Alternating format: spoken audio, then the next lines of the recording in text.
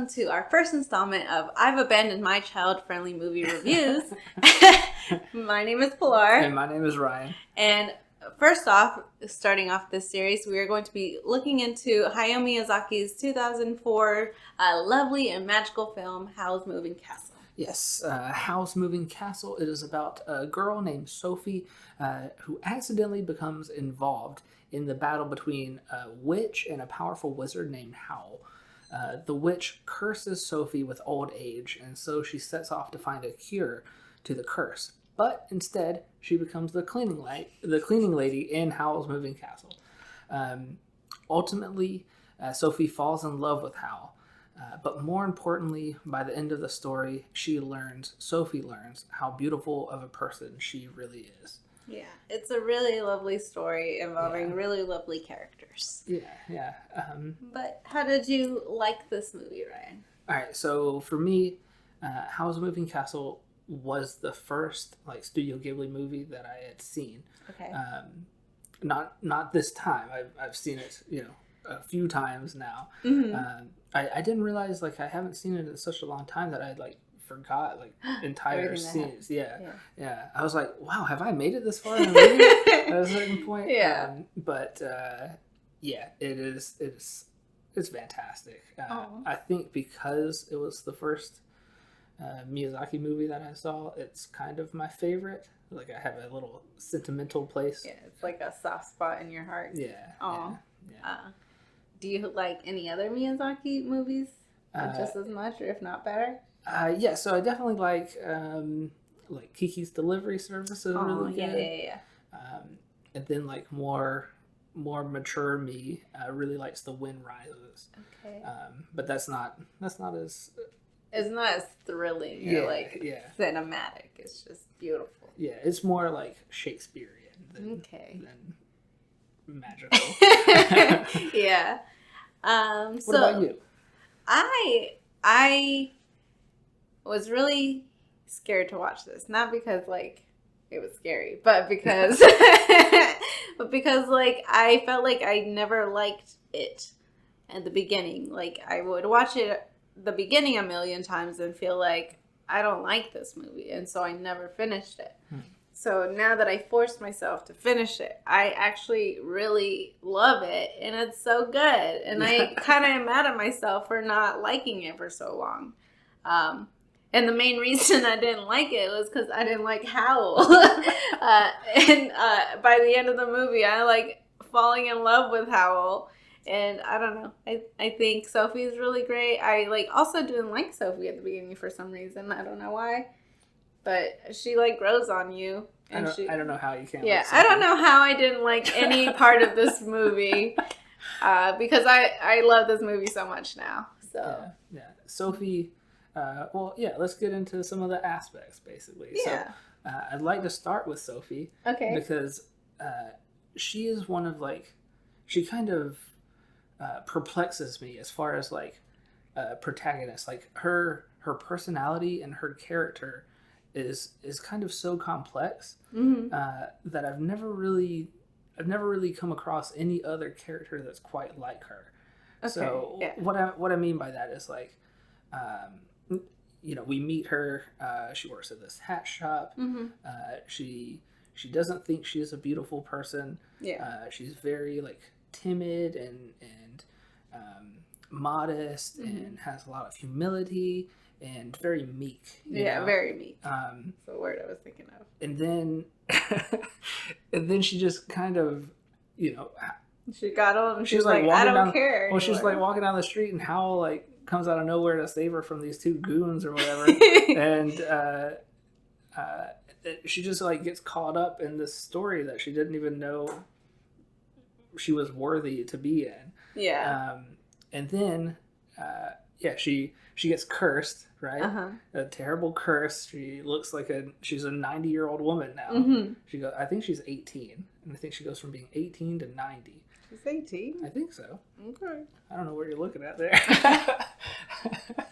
But anyway, she's 90 years old. Mm-hmm. So it's now she has nothing to lose almost. Right. And we see her kind of blossom with this confidence Okay. that you wouldn't think becoming 90 years old would give somebody.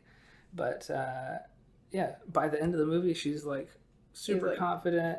I mean, just the stuff that she does. Like when we first see her become the old woman, the thing that always catches me off guard is when she looks in the mirror and she's like, this isn't so bad. And I'm like... She's like, well, my clothes finally fit.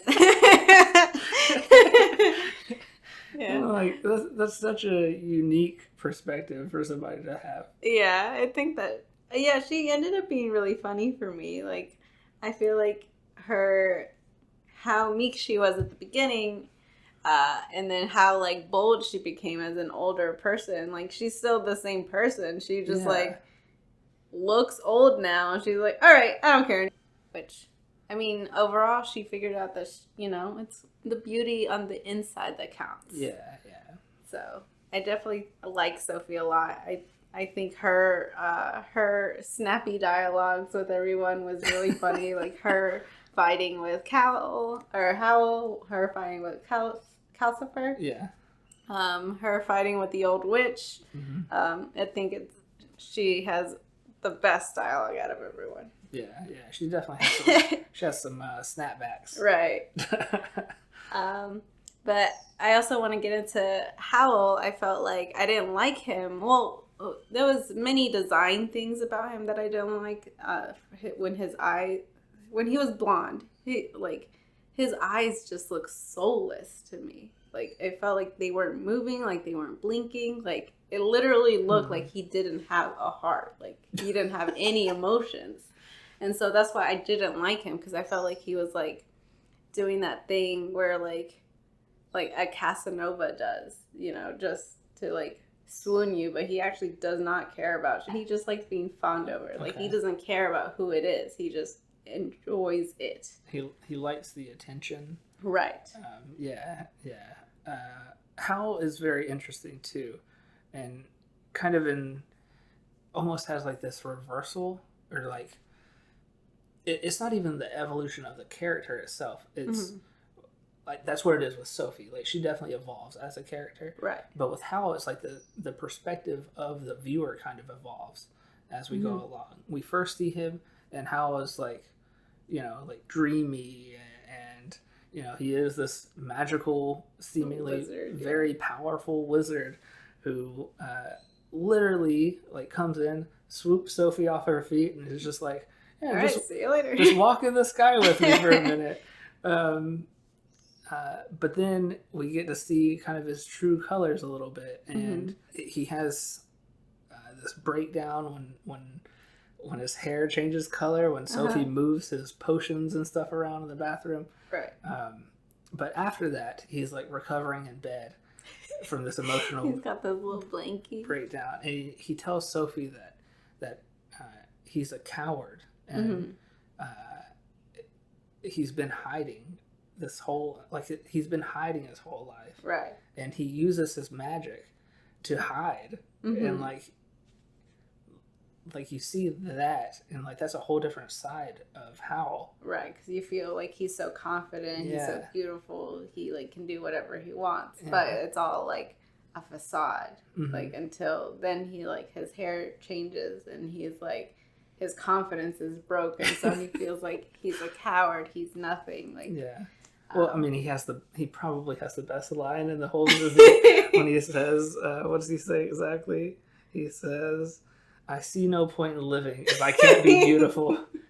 Dude, that ain't true. And then I thought it was interesting, too. So Sophie, she is this old woman throughout the movie. So she goes from being young to very old. And Howl... you don't know how old he is. I imagine for a wizard, he's like 100 years old. He's probably been around for a while. But at the very end of the movie, when Sophie has his heart in her hands, Calcifer says it's still the heart of a child. So like he hasn't grown up really. Right. Like he hasn't had like an emotional maturing. And I thought that was I thought it was interesting how we have these two characters, one kind of evolving and one almost like devolving before our eyes. Okay, that's interesting. Yeah. Yes, so Calcifer is one of my favorite characters of anything. Yeah, he's so silly. I love his design. Like he has these two little like goofy little eyes. I love when he's like, "Oh, I'm falling, help me." He has these like tiny arms. I just love how his forearm kind of shifts, much like a fire. I liked seeing the the connection that him and Howl have, because they, Calcifer is like an entity reliant upon Howl's heart, and Howl, who is now heartless, relies on Calcifer to protect him, I guess. Okay. And hide him away. So they have this like... They rely on each other. They rely on each other to live, I guess. Yeah. I think that's cute. Like, at the beginning, when Sophie first meets Calcifer, he's like, "Oh, Howl's trapped me here. Like, I have to work for Howl. Like, I'm almost like his slave or whatever." And it's like, you see her cleaning the house, and she's like cleaning the ashes out of the oven, and then Howl comes in and like rescues Calcifer, and he's like, "Please don't torture my friend." Yeah. Like, they are like best friends, and Calcifer is just being dramatic. Yes. Calcifer definitely has his dramatic moments as well. Every time Howl wants a bath, Calcifer is like, "Not again, not another bath." He's so silly. But yeah, he's probably my favorite out of all of them too. I think he is very silly and charming and adorable. I do like when she was like, "I like your spark." He's like, "She likes my spark." Like, he's just so silly. Yeah, there's the little boy, and then the old witch. I don't like the old witch, but I do appreciate her. On how... The Witch of the Waste. Yeah, the Witch of the Waste. How Sophie approaches her. Like, I do feel it's a little naive to be, like, so trusting in the old Witch of the Waste. But it goes to show how kind Sophie is, and how she really believes in people and in the good in people. And I think that's a really good trait to project to an audience. Yeah. I think so too. I mean, how positive does it show Sophie to, there's this little, what would you call her? Like, little heap of an old witch woman. Yeah. She's a little mound. She's a little mound of a witch woman who had cursed her. And then by the end of the movie, she like, Sophie embraces her and is like, doesn't say like, "I forgive you," or basically, but that's what it is. Yeah. And I also feel like it goes to show like the love and trust there is between Sophie and Howl. How Sophie would just bring in anybody into the house, and Howl's like, "You let her in?" She's like, "Yeah." I'm like, "Okay." I wouldn't do that, but if you trust her, okay. And I feel like that goes to show how much Howl really cares about and trusts Sophie. That ties into kind of the, like, what's really at play in the story. There's like a time travel element in which we see Sophie kind of venture into Howl's childhood. Right. And she watches him catch Calcifer, who appears to be like a star almost, but it's a demon. And you just kind of see like Howl's silhouette almost, and they have made a deal to where he like swallows Calcifer, and Calcifer like gains his heart or something. Anyway, when that scene is kind of like dissolving almost, Sophie is trying to get Howl's attention, and she tells him to find her in the future. And that kind of ties back to like the very beginning of the story, where Howl just kind of comes out of nowhere. It may be because Howl has been searching for Sophie all this time. Because that's so sweet. Yeah, he remembers that scene from his childhood. But yeah, I feel like they have a deeper connection than Sophie realizes. So, there's one specific scene that I thought was, I wanted it to go a specific way. And that's when Sophie first gets there and they're eating breakfast at the table. And Howl's like, what you got in your pocket? And she's like, huh? And then she like looks in her pocket and she has a note from the wicked Witch of the Waste. Yes. And then it engraves itself into the table. And he's like, well, that's not good for the table. And I wanted him to like get up and then pick up the table and throw it out of the house. But instead he just like dissolves the spell. But I thought it would have been really funny. He's like, well, that's not good for the table. I think that would have been funny. And I felt like it would have also been on par for Howl's character. Okay. Maybe a little bit outside of it, but I think he would have thought of that. Okay. Or like, did some magic spell to where it like dissolves or something. Like it just combusts. The table just disintegrates. Yeah, something like that. All right, cool. Any other aspects you want to talk about? So going back to Howl, like when his hair turned black, like I instantly liked him better. And so I like almost realized why people liked Howl. Okay. And I guess I just needed to like watch the movie to get there to be like, okay, I like you. All right. I'm glad you came around. Yeah, by the me end. too. But I do like his, when he turns into his monster form, I think it reminded me a lot of like Black Swan. Yeah. And I think that's a really cool, like, I don't think it's a reference, obviously, because I think this movie came out way before. But I do feel like it's a really cool, like, comparison to, like, look back on. Yeah. Some of my favorite parts of the entire movie have to do with, like, the small details.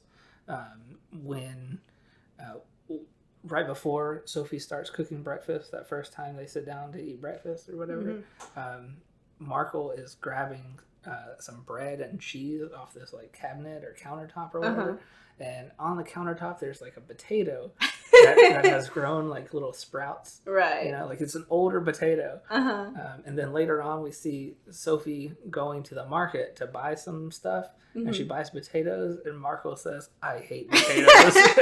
We can tell you haven't eaten that one potato in so long. It's so funny. And then also in that same scene where they're sitting down to eat breakfast, when Sophie sits down, like they've just cleared off a place for her, but there's still all these like crumbs and stuff all over the table. She's like, yeah, and like I haven't seen that kind of detail in any other movie. Okay, Even real movies like live action movies. I haven't seen that kind of stuff. Parasite. Okay, and then there's a scene where they've stopped Sophie's cleaning. Her and Markl go out and have a picnic. Turnip Head is helping with the laundry, and they have a little picnic or whatever. And then Sophie is sitting like by the lake or by the whatever, by the body of water there, and the water is just like it's very shallow. It's just like lapping up like a little wave on these rocks, and that just looks so good. Like like I can't believe that is drawn basically. Right. Yeah. It's really amazing the stuff that comes out of the Studio Ghibli studio. All right, so some other things in the animation that I thought like reference to other things, or not really reference, but there was like some comparisons, is like when Howl is fighting the other wizards, spirits, something. Yeah. In the other world or in the future. He like they're coming down like in little hordes, and then he's like kind of swooping into them, and it reminded me a lot of like Galaga, like you know, like the second level where they're like all in a row, and he's like pew pew pew pew. Yeah. And so it reminded me a lot of that, and I thought that was really cool. And I don't know. You love Galaga. I do love Galaga. That's like my favorite game, and so I really appreciated that sort of little comparison. You're like pretty good at Galaga too. Yeah, I'm really good at Galaga. Like, let's go. I also like. I think specifically like in the future, I would love to have the sink that they have, like that little milk sink that is so cute. Like that is so precious, and I would love to have something like that in my future home. Yeah, how like changes the entire interior of the castle, mm-hmm. but that area stays the same. Like, there's nothing wrong with that spot. Right? He's like, this is my favorite place. I'm not going to change it. And then another comparison too is the Witch of the Waste, when she like turns up to that shriveled mound. Yeah. The way that she's drawn reminds me a lot of this one show on Cartoon Network called on what? Cartoon Network. Oh, okay. Called The Misadventures of Flapjack. Oh, okay. Like sometimes they would just make their characters like really ugly. And so that's what she reminded me of. Like her face just was so wrinkly and boily, and just like it reminded me of that. And then the last thing I want to talk about. Oh, here, let's go into some of your other things that you want to talk about. Well, I did want to talk about one of the parts of the film that really stands out to me. Okay. Is the sound. Okay. There's so many good sound effects, and the scene specifically is when they're trying to get that airship thing out of the mouth of the ship, mm-hmm. And Markl and Turnip Head are like down on the ground, and Sophie's like up in the castle, mm-hmm. And they have like a rope tied to this airship thing, and Markl is like, "Are you ready?" And it has like this echoing effect, and then Sophie's like, "Yeah, I'm gonna push," or whatever. Okay, ready! Alright, Calcifer, open it wider. Like it sounds like they're in two completely different areas. Mm-hmm. And then they start to pull, and Sophie starts to push, and there's like this great creaking noise, mm-hmm. both coming from like the airship mm-hmm. and from the castle itself.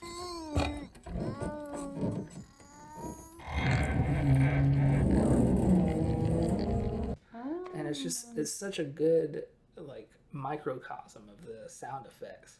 Okay. Yeah, I don't know. I guess I wasn't that impressed with the sound, but I mean, Well, that scene specifically really stood out to me. That scene stood out to me. Oh. One of the things that also stood out to me that I really adore was when when Sophie and the Witch of the Waste were going up the stairs, and she was like huffing and puffing, and then Sophie gets on top, and then there's this little guard who just like he's like prancing, dude. He's like he's so precious. I don't know what his job is. His job is just to tell people to go this way. Yeah, it is definitely not to help witches of the waste up the stairs. Right. He's like, can't touch her, sorry. Can't help. Not part of my job description. My job description is just to tell you to go that way. All right. Anything else you got? Or you want to go ahead and give our final grade for this movie? We can go into our final grade if you're ready. Okay. Yeah. So we're going to do this a little bit differently than our standard podcast. For this, we're going to give how many milkshakes this movie deserves out of 5. Out of 5. Yes. All right, you go first. All right. What do you got? So my milkshakes are based on whether this is child friendly, if it's really good, or if it's fun for younger viewers to watch. And I will give this movie 5 milkshakes. Okay, yeah. I was worried. I didn't really know what to expect from you. Yeah, it's such a delight. It's like the action is not that scary. Like Studio Ghibli can get kind of scary with like Princess Mononoke. Even Spirited Away can get a little bit scary, but I think this one has a good, fine, like action, kind of fantasy to it where it's not scary. And the story is very lovely, very like cute, and just wholesome overall. And so I think it's a really good, delightful movie to watch with kids. Yes, I wholeheartedly agree. I also give this movie 5 milkshakes. Everything that you mentioned really applies. It is very wholesome, and even more so than being like kid friendly. I feel like it's a movie for all ages basically. Right. Yeah. There's some really funny, like snarky stuff said back and forth as well. Like as an adult, I feel like you won't get tired or like feel annoyed with this movie. I think it's a very good pace for both adults and children to understand and to enjoy. And I think it's very... Yeah, and it's gorgeous. It is gorgeous, yes. All right, Pilar, what is your one favorite thing about the movie? My one favorite thing is there's I think it's when she's cleaning and she like is sweeping, and then there's like this little mouse, and then there's a little mouse baby on its back. I don't know if you remember that, but it's so cute. It's there's just a little like, mouse on its back? Yeah, there was like a little... Was it like a worm? No, I thought there was like 3 little mouse babies behind it. No, I think it was on its back. Because I wrote, well, maybe it was behind it. I didn't put it on its back. Maybe I'm thinking about another movie. Oh, well, I just watched something else where there was a rat with a baby on its back. Oh, it wasn't even a baby. It was an eyeball. An eyeball? Yeah. Okay. The show that I'm watching is called The Owl House. It's on Disney Plus. It's really good. Please watch it. All right. So your one favorite thing comes from Owl House? No, but there was a scene with a baby and little mice. Okay, I know what you're talking about. Yeah. I'll put the clip in. Okay. What was your favorite? So there's so many like little funny moments. It's hard for me to decide. All right, so Hal, his hair changes color and he freaks out. But I think one of the funniest things about that entire sequence is it shows him running out of the bathroom and his hands are covering his eyes, and he just like runs like straight into the wall. He just like smacks the wall really hard. He's ginger and suddenly he's a ditch. And then also my co-favorite thing about the movie is when they're going up the stairs and Sophie sees this weird dog thing. And she is convinced that this is Howl's disguise. He's like a little dog with some chicken feet. No, he doesn't. He's like... Yeah. And she like totes him up the stairs, and then we learn that he can like fly with the stairs, and I don't know. Yeah, he could fly this whole time. It wasn't even Howl. It was not Howl, not even close. Silly dog. Yeah. So this movie, if you're a big fan of Howl's Moving Castle, we thought that we might suggest some other movies that you might like. Yeah. However, I couldn't really come up with any besides other Studio Ghibli movies. So, right. But you take it away. Yeah, for my personal suggestions for a movie like this, I think in the theme of fantasy, Alice in Wonderland is such a good film to watch. I think it involves the same kind of magic where a girl kind of just stumbles into a magical world, and she's just trying to like move along with it. Are you talking about specifically like the the animated. Yes, the old animated Disney movie, not the newer one. Yeah. In the theme of romance and self-growth, I think Princess of the Frog is a really good movie. So like Sophie, Princess Tiana also gets cursed, and trying to find a way to break the curse, she makes friends along the way and learns about herself while also falling in love with the prince of the movie. Yeah. So my last suggestion for this movie is going to be The Owl House. Again, it's on Disney Plus, and the show follows a young girl who's a little weird, a little quirky, who falls into a magical world where she meets a witch, and she's like so intrigued by witchdom that she begs the witch to like teach her the ways of witches. Okay. It's a really cool show. It's very cute, very quirky, and yeah, I think it's a lot of fun. And they actually have an episode called Owl's Moving Castle or Owl's Moving House or something like that. Something like that. It was a very cute episode. I really enjoyed it, and I think if you like this movie, you're gonna like that show as well. Okay. All right. Yeah, so those are some other suggestions if you're interested in watching something somewhat like Howl's Moving Castle. Right. All right. Excellent. So also what we do at the end of every episode is suggest 3 movies for us to review in the next episode.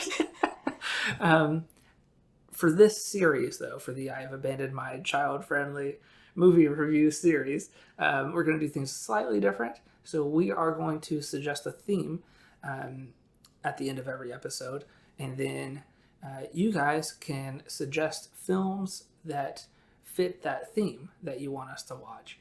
We'll take 3 of the suggestions and put those up to vote and choose the next movie from there. So with that being said, the theme for the next I've Abandoned My Child-Friendly review will be castles. So if there is a lot to choose from, you can name all the castle movies you want. Yeah. We will pick 3, and then from there we will have you guys vote. Yes, there's a bunch out there.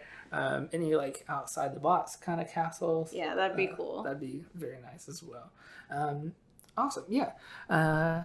And with that, I guess that's pretty much it here. That's the end of the show. Thanks for watching. Thank you so much for watching. If you are of appropriate age, subscribe to our channel and share us with your friends. Also follow us on Instagram. There will be podcasts, and on Twitter we are Pod from a Basket. Yes, and very soon look out for us on Spotify and Apple Podcasts. Still getting those up and running. He's getting there. Yeah, getting there slowly. Yeah, thanks so much. Thank you so much. Stay tuned for some parting words. Bye. Bye. Wait. Help. I can't make it. What'd you say? You suddenly remembered how to break the spell you put on me? I told you. I don't know how. And start studying.